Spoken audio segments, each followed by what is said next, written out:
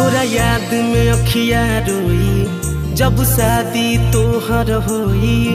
माना तू बात ये गोरी ना रही अपन कोई रे मर जाई छोड़ के जैबू हो मरल हमर पैबू हो रे मर जाई छोड़ के जैबू हो।